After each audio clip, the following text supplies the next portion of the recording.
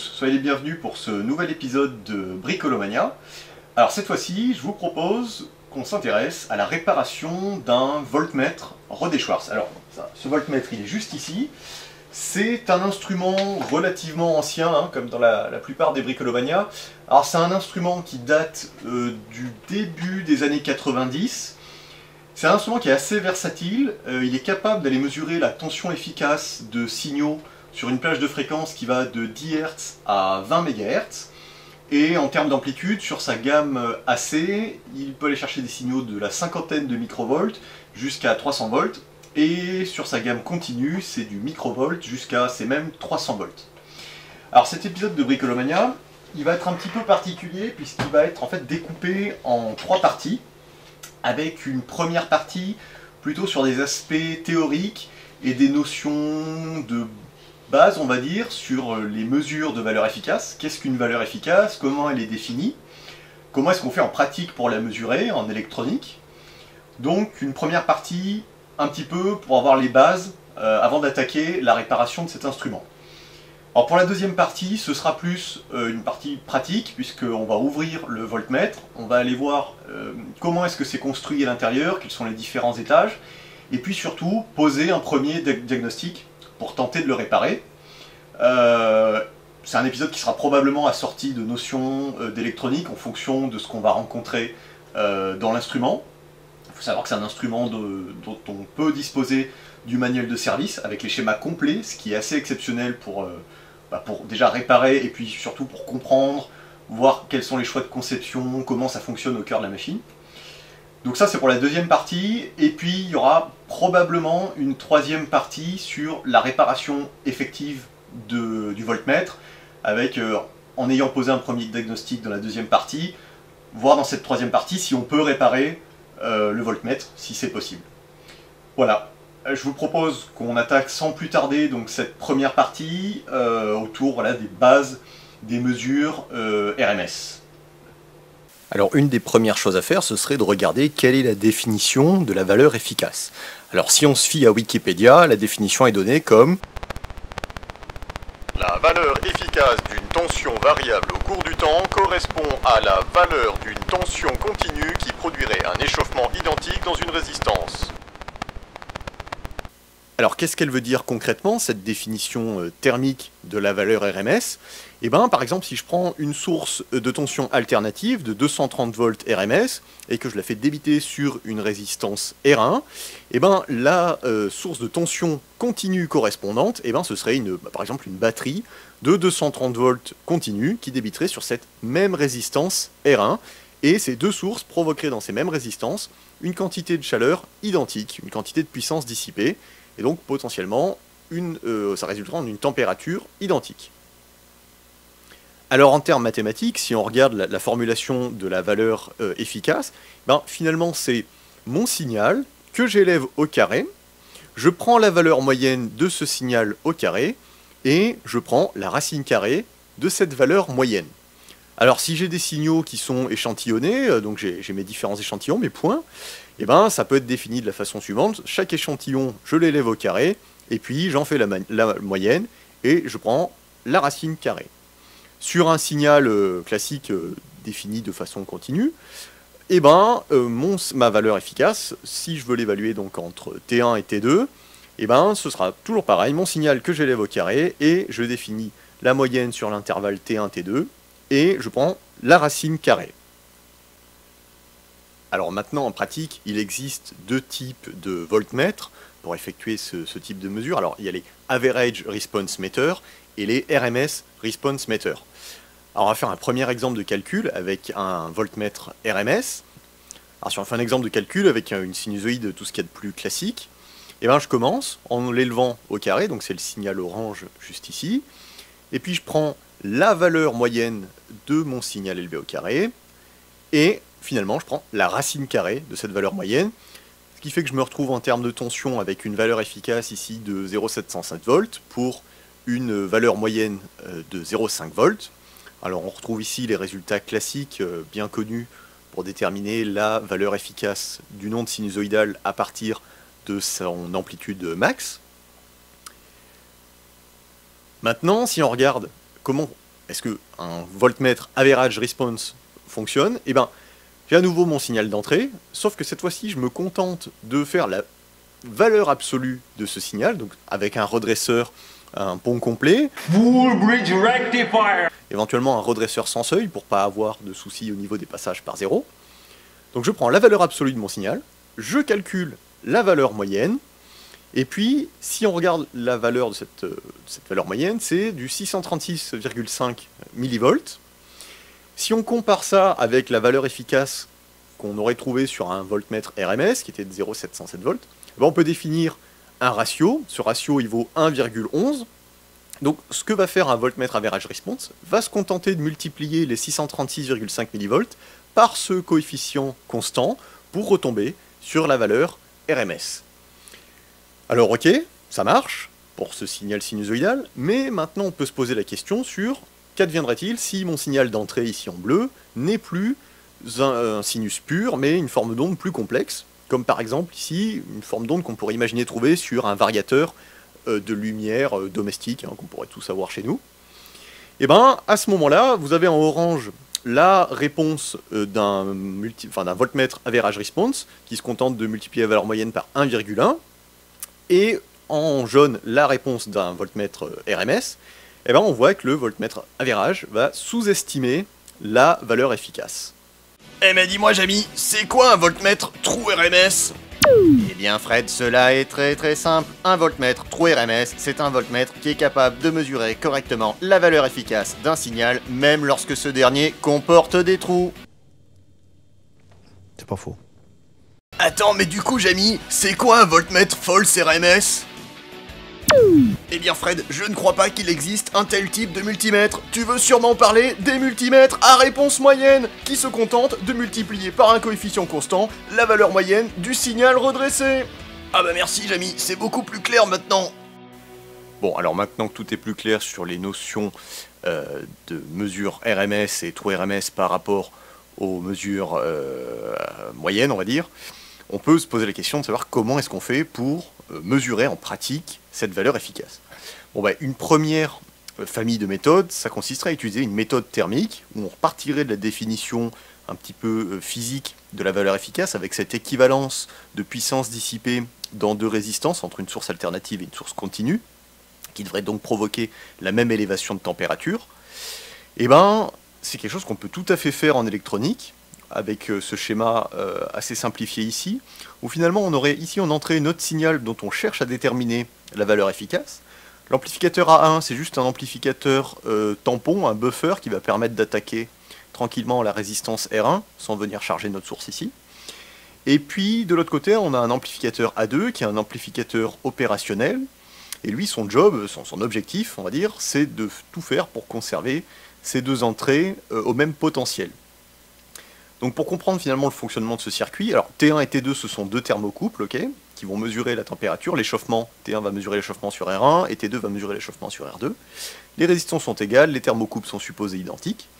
Et bien pour comprendre le fonctionnement, supposons que la température de R1 est plus importante que la température de R2, et bien à ce moment-là, l'amplificateur ici A2 va augmenter sa sortie qui est une tension continue, il va monter sa sortie pour compenser, injecter plus de courant ou une tension plus forte sur cette résistance pour monter la température. Et puis au bout d'un moment, il est possible qu'on arrive à un équilibre thermique, lorsque les deux résistances seront à la même température, et bien à ce moment-là, on aura atteint un état d'équilibre thermique, et la tension de sortie de A2, et bien ce sera la tension efficace de la tension qu'on aura présentée à l'entrée sur A1. Donc c'est une première méthode, donc voilà, comme je disais, par équilibrage thermique. Alors c'est quelque chose qu'on retrouve vraiment, il y a vraiment des composants pour faire ça.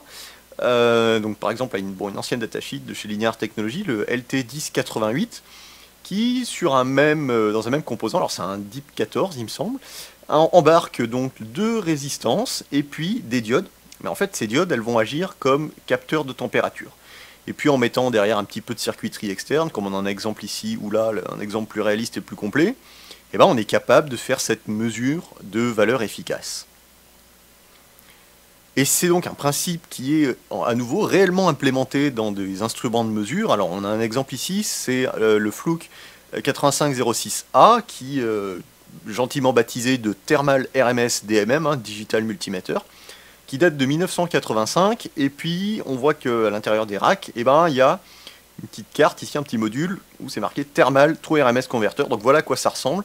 Alors il est possible que sous une de ces canettes métalliques, alors je ne saurais pas trop dire laquelle, j'ai pas forcément regardé le service manuel, mais sous une de ces canettes métalliques, eh ben, on aura dans cette enceinte adiabatique, en tout cas isotherme, les capteurs de température et puis les résistances sur lesquelles on vient dissiper. Alors c'est une méthode qui est classiquement utilisée dans les détecteurs RF pour faire de la mesure de puissance, des têtes RF comme celle-ci, qu'on peut retrouver sur des millivoltmètres ou des puissance mètres RF. Et ben, certains de ces capteurs utilisent ce principe-là, où c'est ce principe thermique qui est mis en œuvre. Alors l'avantage, c'est que ça a une réponse très large bande. Ici, vous voyez que ça va du continu jusqu'à 18 GHz, même 26,5 GHz pour l'autre. Et puis ça a à nouveau des dynamiques de mesure qui sont assez importantes, puisqu'on va aller chercher du nanowatt jusqu'au milliwatt. Alors maintenant, une autre grande famille de mesures, ce serait les méthodes analogiques. Et puis dans ces méthodes analogiques, il y a 3 sous-familles. La première, ce serait une méthode directe. Finalement, ça consiste juste à appliquer la définition mathématique de la valeur efficace. Hein. Bon, ben, on peut faire ça classiquement. Hein. On prend un multiplier dont on relie les deux entrées ensemble, ce qui fait qu'on va se retrouver avec notre signal élevé au carré. Ici, le RC plus l'ampli-op en suiveur, eh ben, c'est juste un intégrateur. Donc ça va nous permettre de récupérer la valeur moyenne. Donc c'est ce qu'on a ici. Et puis les dernières opérations, avec des éléments non linéaires en électronique analogique, on peut éventuellement faire une racine carrée. Et donc en sortie, on se retrouve avec la valeur efficace. Alors cette méthode, elle a un gros inconvénient, c'est la dynamique sur le signal d'entrée ici. Par exemple, si on a un Vin qui varie de 10 mV à 1 volt, eh ben, on se retrouvera en sortie du multiplier avec un signal qui va avoir une dynamique qui va varier de 1 mV à 10 volts. Et c'est pas forcément évident pour l'électronique derrière de fonctionner correctement, de conserver une précision correcte avec une telle dynamique de variation. Donc ça va être un paramètre limitant sur le facteur de crête, ce qu'on appelle le facteur de crête du signal à l'entrée, qui est défini comme le pic, la valeur max du signal par rapport à sa valeur efficace. Donc c'est une architecture basique, mais gros problème sur la dynamique du signal d'entrée. Alors une autre méthode qu'on va appeler explicite, en fait il n'y a pas grand chose qui change, c'est simplement que l'étage à racine carrée, l'étage de sortie qui calcule la racine carrée, ben, il est construit autour d'un multiplier, où en fait on va se servir de la contre-réaction pour résoudre l'équation de la racine carrée. Alors si on prend le circuit depuis le début, ici ce qu'on a en V1 en sortie multiplier, ben, c'est toujours pareil, hein, c'est mon signal mis au carré. Ce qui va arriver sur la broche V+, de l'ampli-op, bon, bah, c'est simplement la valeur moyenne de notre signal élevé au carré, hein, puisque par l'effet intégrateur du filtre. Et puis en V-, je prélève V0 ici, je l'élève au carré, donc je me retrouve en V- avec le V0 au carré. Si on suppose que l'ampli-op va fonctionner en régime linéaire, on peut poser V+ égale V-, puis à ce moment-là, on se retrouve effectivement avec la racine carrée de la valeur moyenne du signal élevé au carré, donc la valeur efficace. Par contre, ça ne résout absolument pas le problème de la dynamique d'entrée sur le multiplier. Alors une dernière méthode analogique, ce serait la méthode implicite, où finalement le calcul de la racine carrée, il va être fait autour d'un seul et même multiplier. Alors ce multiplier il est un petit peu particulier, parce qu'il a 2 entrées, donc il va toujours faire le produit. Par contre, il va être capable de diviser ce produit par Vz. Et Vz, finalement, c'est la tension continue que je prélève en sortie. Donc l'introduction de cette contre-réaction, elle va me permettre d'avoir une dynamique plus élevée. Par les calculs, ils sont marqués sur la figure, ça va être sensiblement identique. Donc à nouveau, en sortie sur V0, on va se retrouver avec la valeur efficace.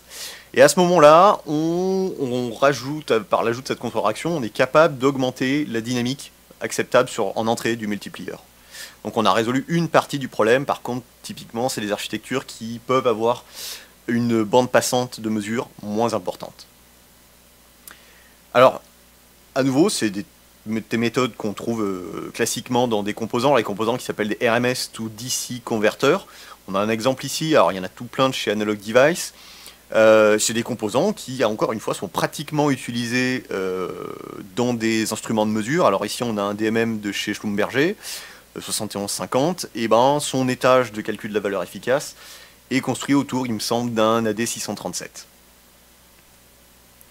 Enfin, une dernière méthode, ce serait une méthode numérique, parce que finalement rien ne nous empêcherait de numériser le signal, dont on veut calculer la valeur efficace, et puis d'effectuer tous les calculs sur un processeur du traitement du signal ou un microcontrôleur. Donc là on a une chaîne de traitement du signal classique, je vous ai mis la source en haut si vous voulez aller voir plus en détail. Et c'est effectivement des principes qui sont à nouveau implémentés en pratique dans des composants, là par exemple chez Maxim Integrated, où on a une unité de calcul sur la puce qui nous calcule la valeur efficace, et qu'on peut gentiment venir demander par des interfaces SPI ou I2C, ou de l'UART visiblement. Alors maintenant qu'on a une idée un petit peu plus claire des différentes façons de calculer ces valeurs efficaces, comment est-ce qu'elle s'effectue ce calcul de valeur efficace dans le voltmètre Rode-Schwarz que je suis en train de réparer? Et ben, si on regarde, on a ici un bloc Square Law Rectifier, donc le cœur du système où s'effectue le calcul de la valeur RMS, et ben c'est ici. C'est par une méthode finalement que je vous ai présentée, c'est la méthode implicite que je vous ai montré juste avant, explicite, je vous l'ai montré juste avant, où on a un redresseur qui suit une loi au carré, donc un Square Law Rectifier. On va regarder juste après comment c'est construit. Donc cet étage-là, en gros, il va recevoir le signal alternatif dont on veut calculer la valeur efficace, et puis il va nous sortir ici une tension continue qui sera fonction de la valeur efficace du signal d'entrée. Alors, comment est-ce que parce que je vous ai dit que quand même il y avait un problème sur la dynamique de ce type de circuit, parce que si on met notre signal au carré, la dynamique acceptable en entrée, elle va pas être énorme pour conserver un fonctionnement correct du reste. Et finalement le problème ne se pose pas tant ici, puisque les premiers étages du voltmètre, c'est tout un ensemble d'atténuateurs et d'amplificateurs programmables en cascade. Donc finalement, l'objectif de tous ces étages ampli atténuateurs, ça va être en ce point-là, là, juste avant d'attaquer la voie de mesure, AC ou DC, ça va être de conserver un signal dont la tension, ce qu'on va dire la tension de pleine échelle, sera constante, afin que toute l'électronique qu'on a derrière travaille dans sa dynamique idéale, et qu'on ne soit pas dépendant de ce fameux problème de range. Donc là, on a à nouveau des trucs complémentaires, on a un filtre passe-bas programmable et un filtre passe-haut programmable, qui permettent de limiter la dynamique spectrale sur laquelle on fait le calcul de valeur efficace. On a également une autre voie, vous voyez que ça se split ici, et cette voie, ce qui est marqué en jaune, c'est simplement ce qui va permettre de calculer la valeur efficace de la composante continue du signal. Et puis, donc ce qui est en bleu, ça forme le canal AC, ce qui est en jaune, ça forme le canal DC. Finalement, derrière, on va arriver sur un convertisseur analogique numérique à approximation successive. C'est pour ça qu'ici, c'est un convertisseur numérique analogique et un comparateur. Et au final, il restera à la charge du CPU, s'il veut calculer la valeur efficace composante AC plus DC, d'appliquer simplement cette formule. Alors il y a d'autres étages ici en vert, et ça ce sont des étages simplement de calibration qui vont permettre d'injecter des niveaux de tension continue ou de tension alternative bien connus, donc des références, afin de calibrer tous les paramètres qui sont des inconnus finalement sur ces voies de mesure. Alors finalement, si on regarde un petit peu plus en détail, ce qui fait le cœur de ce voltmètre Rode-Schwarz, c'est ce bloc-là, c'est le Square Law Rectifier. Alors en fait, ce qui se cache derrière, c'est simplement, entre guillemets, un redresseur dont la caractéristique de transfert, ça suit une parabole, une loi quadratique. Alors ce type de circuit, une façon de les construire, et c'est ce qui est fait dans ce voltmètre, c'est en utilisant des transistors JFET dont la transconductance suit une loi parabolique. Et ça nous arrange bien pour cette application. On ne va pas forcément rentrer dans le détail du circuit. Si ça vous intéresse, j'ai marqué une référence juste en dessous pour aller voir plus en détail comment est-ce que ça fonctionne. Et puis finalement, l'étage derrière qui suit, c'est juste un amplificateur avec un filtre passe-bas. Donc on va récupérer en sortie une tension continue qui va être image de la valeur efficace de la tension qu'on aura présentée en entrée, avec bien sûr des coefficients de proportionnalité. Alors VP ici c'est la tension de pincement du transistor, enfin des transistors JFET, mais en pratique c'est une relation qui est plus complexe que ça, puisqu'il y a plein de paramètres, on va dire parasites, qui viennent se rajouter, mais qui peuvent facilement être compensés lors du processus de calibration en utilisant la source de référence, et en injectant ça, on peut aller déterminer ces paramètres parasites.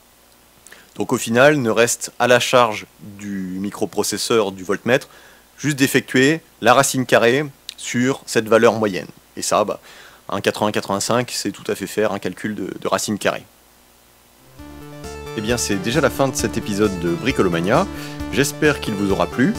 Alors, il est vrai que cet épisode était un petit peu particulier de par son contenu beaucoup plus théorique, mais je pense qu'il était tout à fait justifié de vous proposer cette première partie pour poser le décor avant une exploration plus pratique du voltmètre. Et justement, cette partie plus pratique, comme mentionné dans l'intro, eh bien, ça sera l'objet du prochain épisode, dans lequel on ira voir un peu comment est construit l'instrument, et puis surtout, tenter de le réparer. Voilà, je vous laisse sur ces quelques images du prochain épisode, et je vous dis à très bientôt. 1000 milliards de mille sabords.